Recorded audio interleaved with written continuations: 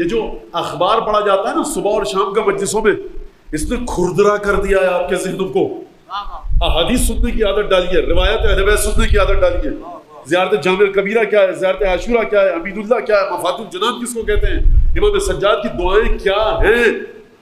بس سنیے ایسی مجلس جس میں مرجع کو دوڑ میں شامل کیا جائے، حضرت حجت کے برابر میں رکھ کر، جتنا بڑا امام ہو، جتنی بڑی داڑھی ہو، حسین ابن علی کی ابا گر جائے، یہاں ہم چپ بیٹھے رہے.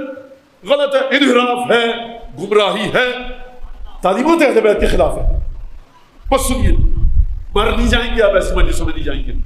مجلس حسین ابن علی کی ہو جاتی ہے، نماز کے بعد بیٹھیے، السلام علیکم یا ابا عبداللہ کہیے، دو آنسو نکلے، بی بی کی نظر ہو گئی، ملائکہ نازل ہو گئے. آپ نے سمجھا کیا حسین ابن علی؟ ورنہ آپ کا اشارہ کس طرف ہے؟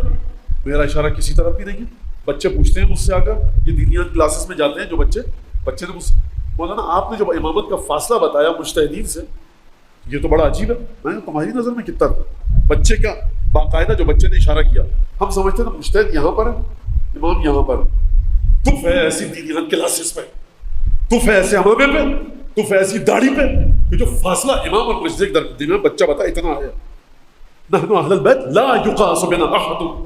جس کو جملہ برا لگ رہا ہے وہ جو جا کر جھک مارے وہاں آپ تلخ ہو جاتے ہیں. بھائی میں مسکراتا رہا ہوں ممبر پہ بیٹھ کے، حسین ابن علی کی توہین ہو رہی ہے، میں مسکراتا رہا ہوں کہ پتہ نہیں کسی آدمی کو، کسی شخص کو برا نہ لگ جائے. آپ کا میرا اشارہ کسی طرف نہیں ہے، میرا اشارہ اس فکر کی طرف. کس فکر کی طرف؟ پائے مبارک پر جاؤ امام رضا کے، بیٹھو اور یہ جملہ پڑھو، اللہم لعن الذین بدلوا نعمتک واتخذوا نبیک وجحدوا بآیاتک وسخروا بامامک وحملوا الناس علی اکتاف آل محمد. پروردگار لعنت بھیج ان لوگوں پر. برا لگتا ہے امام کی زیارت سے جملہ نکلوا دو. کیا جملہ ہے؟ پروردگار اللہم لعن الذین بدلوا نعمتک، جنہوں نے تیری نعمت میں تبدیلی کی، واتخذوا نبیک، تیرے نبی پر الزام لگایا، وسخروا بآیاتک، اور تیری آیتوں کا اور تیرے بنائے ہوئے اماموں کا مذاق اڑایا. سمجھیے، جب تک آپ تعلیمات خالص کی طرف نہیں آئیں گے اس وقت تک آپ کی قبر، آپ کی قیامت، پورے سرا سب مشکل سے دوچار ہے. عقیدہ خالص امامت اور ولایت کو لے کر جائیے. آپ کے آنسو باعث تعزیت ہیں، آپ کے آنسو باعث تسلیت ہیں. ایک بچے نے مجھ سے آ کر کہا مولانا یہ بڑی بیتوکی بات ہے، عقل تسلیم نہیں کرتی. کس چیز کو تسلیم نہیں کرتی؟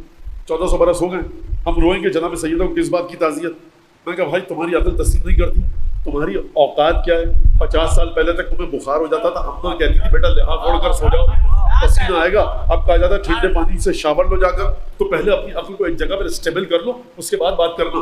میں کیا کروں؟ عصر عاشور کی زیارت کیا کروں؟ احسن اللہ لک العزا، جہاں پر تعزیت پیش کی جا رہی ہے، رسول خدا کو تعزیت پیش کی جا رہی ہے، امام حسن کو، جناب سیدہ کو تعزیت پیش کی جا رہی ہے، جہاں پر حضرت حجت کو تعزیت پیش کی جا رہی ہے.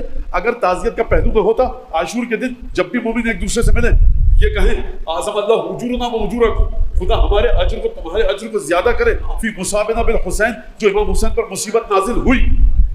آڑی ترچی منطق مت سنیے، بے وقوف قسم کی باتیں مت سنیے. آپ حضرات کی غلطی ہے، میں معذرت کے ساتھ کہہ رہا ہوں، مفاتی سے دور ہیں، صحیفہ سجادیہ سے دور ہیں. آل محمد کو سمجھیے، اس حدیث کو ہمیشہ اپنی آنکھوں کے سامنے رکھیے. نحن اہل البیت لا یقاس بنا احد، ہم اہل بیت سے کسی کا مقابلہ موازنہ نہیں کیا جا سکتا. کس کا؟ جبرائیل، اسرائیل، آدم، یوسف، یعقوب. کون؟ جناب سیدہ نے فرمایا اپنے خطبہ فدکیہ میں، وَنَحْنُ وَسِيلَتَهُ وَحُجَجَهُ عَلَى اللَّهِ، ہم خدا کا وہ وسیلہ ہیں، خدا کی وہ حجت ہیں کہ جو آسمان و زمین میں جو بھی ہے ہم اس کے لیے وسیلہ ہیں. آدم سے لے کر عیسیٰ تک کا وسیلہ شہزادی، جبرائیل، میکائیل، اسرائیل، اسرافیل کا وسیلہ شہزادی. اپنی فکروں کو معین کیجیے. اگر ہر شخص جو اپنی بات آپ کے دماغ میں ڈال کر چلا جائے تو پھر ولایت سے آپ نے دیا کیا، امامت نے سکھایا کیا؟ نقاد الکلام، کلام کی تنقید کرنا سیکھو، کلام کو پرکھنا سیکھو، کلام کو پرکھنا سیکھو. کس طرح سے کم من ضلالت، کتنی گمراہیاں ایسی ہیں. اگر آئمہ کو خدا کے مرتبے پر لانا قابل لعنت عمل ہے تو غیر معصوم کو امام کے مرتبے تک لانا بھی قابل مذمت عمل ہے. اختیاری نہیں ہے، آپ کو اختیار نہیں. رسالت ایک طرف، بلغ ما انزل الیک من ربک وان لم تفعل فما بلغت رسالتہ. اس بات کو سمجھیے، جناب سیدہ کی عظمت کو سمجھیے. لے سانس بھی آہستہ کے نازک ہے بہت کام. آپ سب کو پتا ہے دوسرا مصرع، آفاق کی اس کارگاہ شیشہ گری کا ذرا سی پھونک بھی اگر اضافی لگ جائے شیشے کا برتن بنانے میں تو شیشے کے برتن کی شکل و صورت خراب ہو جاتی ہے، بگڑ جاتی ہے. اس برتن کو برتنوں کے دیگر برتنوں کے ساتھ نہیں رکھا جاتا. حضور آپ کی نماز کو، آپ کی روح کو رکھا جانا ہے کہاں پر؟ موالیان اہل بیت کے ساتھ، اہل بیت کے ساتھ آپ کی نمازوں کو وہاں تک کا سفر کرنا ہے. اپنی مودت، تولے اور تبرے کے قبلے کو درست کیجئے. اور دوسری بات جو میں کہہ کے پھر بات کو آگے بڑھاؤں وہ یہ کہ ہم نے واقعا گناہ کمایا. مولانا آپ مجلس پڑھتے ہیں، یہ بھائی اس مجلس جو پڑھتے ہیں نا آج کل جو ہو رہی ہے، خدا جہنم میں نہ لے کے جائے بہت بڑی بات ہے، جنت چھوڑ دیجیے. جو ہمیں اپنے اسلاف سے آزاداری ملی تھی بگاڑ دیا ہم نے اس کو. وہ لوگ تھے کچھ کر کے نہیں گئے، نظریاتی کام کریں گے. آپ نے کیا ہے نا نظریاتی کام. آئیے دیکھیے بچہ کہہ رہا ہے دینیا کلاس والا امام یہاں پر ہے، مجتہد یہاں پر ہے، امام یہاں پر ہے. یہ نظریاتی کام ہے آپ کا. خودکشی کر لیجیے اگر خیرت ہے رتی برابر. کہہ سکتا تھا کوئی 70 سال پہلے، 60 سال پہلے اس کے سامنے تھی حدیث. زندہ کیجیے معصومین کی تعلیمات کو، سمجھیے جا کر، وفاتی سے اپنا تمسک رکھیے، اہل بیت کی زیارتوں کو پڑھیے، زیارت عاشورہ کو پڑھیے. سید الشہداء کے بارے میں کوئی بھی مولانا علامہ ذاکر کوئی بھی بات کرے آپ کے سامنے کوئی ریفرنس پوائنٹ ہونا چاہیے کہ نہیں ہونا چاہیے.